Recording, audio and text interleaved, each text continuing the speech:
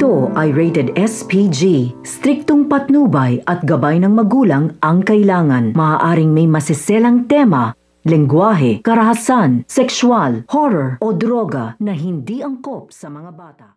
Maraming ngang nagrereklamo na customers sa restaurant ng mga Palma dahil na nga rin sa bagal ngang gumawa ng batchoy sa buko. Hindi nga alam ng gagawin ni Francis dahil na nga rin from executive manager ay naging manager na nga lang siya.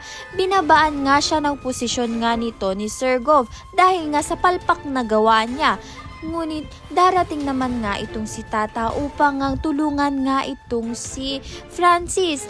Kaya naman nga si Tata na nga raw ang bahala sa kitchen. Siya na nga raw ang gagawa nga at magluluto nga ng batchoy sa buko. At inasay niya nga itong si Francis sa cashier. Kaya naman nga dumaloy nga ng maganda ang restaurant at nawalan nga ng mga reklamo. Kaya naman nga sa tuwa nga nito ni Francis ay pinakain niya nga ng libre itong si Tata sa restaurant nila.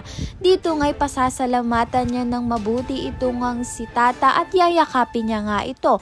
Ngunit susulpot naman nga itong si Venice at sinabihan niya ngang malalandi nga itong si Tata dahil na nga rin sa niyayakap nga ni Francis itong si Tata. Kaya naman nga binato nga ni Venice itong si Tata. Ngunit prinoteksyonan nga siya nito ni Francis dahil nga malaki nga ang utang na loob nga nito ni Francis kay Tata. Sa kabilang banda naman nga isang gulo nga ang mangyayari kapag nga nalaman na nga ng mga tao ang tungkol nga dito kay Venice dahil hindi na nga rin tumitigil sa pag-iimbestiga nga itong si Ivana hanggat sa hindi niya nga makikita at malalaman kung ano nga ang katotohanan dito kay Venice. Ayan at iba pa ang dapat nating abangan. Maraming salamat sa iyong panonood.